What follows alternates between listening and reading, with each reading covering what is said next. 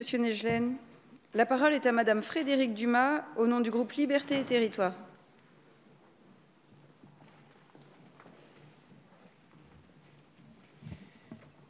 Merci Madame la Présidente, Madame la Ministre, Madame la Présidente de Commission, Madame la Rapporteure, chers collègues.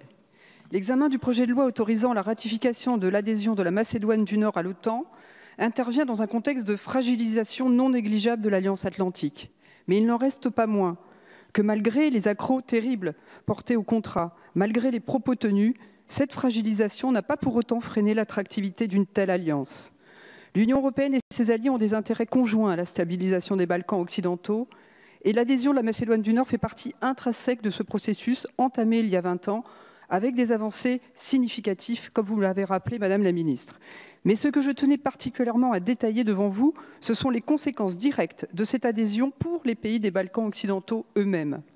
Il est essentiel de souligner tout d'abord les efforts qui ont été réalisés par la Grèce et par la Macédoine du Nord pour parvenir à s'entendre. De souligner que c'est la volonté et la détermination de la Macédoine du Nord à entrer dans l'OTAN et à entrer dans l'Union européenne qui ont rendu les discussions possibles entre ces deux pays. C'est cette perspective qui leur a permis de trouver un accord sur le nom de Macédoine du Nord, qui a été entériné dans l'accord de Prespa signé entre la Grèce et ce qui était encore alors l'ex-république yougoslave de Macédoine le 17 juin 2018.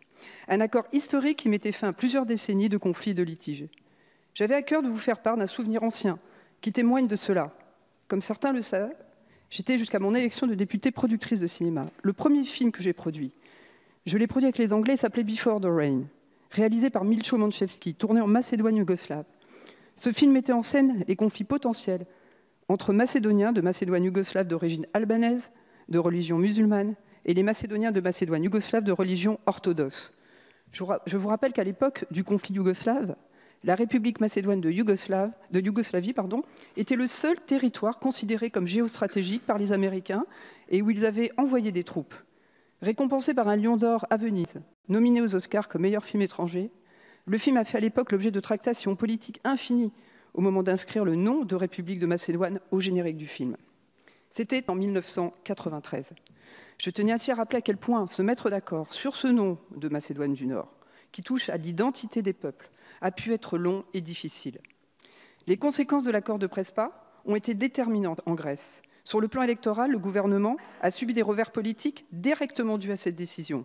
Et par ailleurs, paradoxalement, les populations macédoniennes ont également eu le sentiment que l'on bradait leur identité. Car si 97% des Macédoniens ont voté en faveur de l'accord de Prespa, il n'était que 37% à se rendre aux urnes. Les avantages issus de l'adhésion à l'OTAN peuvent ainsi contribuer à atténuer les ressentiments de part et d'autre. Il est en effet impératif que les bénéfices issus de tels sacrifices soient directement visibles par les populations. Il est essentiel aujourd'hui de faire ce premier pas qui est celui de la ratification. La sénatrice Joëlle Garriaud-Maylam rappelle dans son rapport à ce sujet que l'entrée de la Macédoine du Nord dans l'OTAN contribuera à garantir sa stabilité aux yeux des investisseurs et à donner aux jeunes qui émigrent massivement l'espoir d'un avenir chez eux.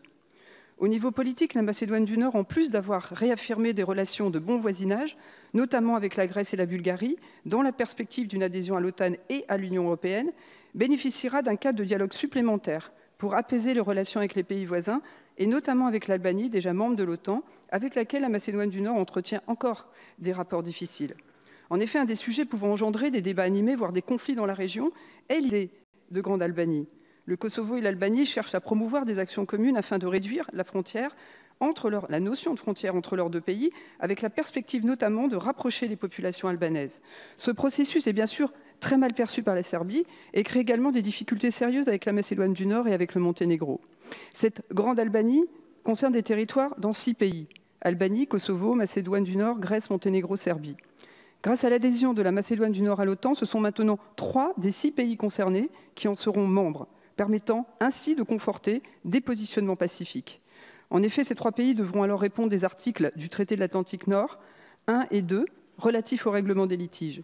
Certains s'inquiètent, le président de la République en premier lieu, purement et simplement de la capacité de mettre en œuvre l'article 5 du traité qui instaure le principe de défense mutuelle. Mais que dire de la situation si la Turquie ne faisait pas partie de l'OTAN et si nous refusions l'adhésion de la Macédoine du Nord? Elle ne pourrait être que pire. Même si le chemin proposé n'est pas simple, qu'il existe de nombreux intérêts inavouables, on le sait, Il serait terrible de jouer aux apprentis sorciers. Devant les avancées significatives que l'adhésion de la Macédoine du Nord à l'OTAN apporterait à la stabilisation des Balkans, le groupe Liberté et Territoires votera en faveur de la ratification de ce projet de loi. Je vous remercie. Merci.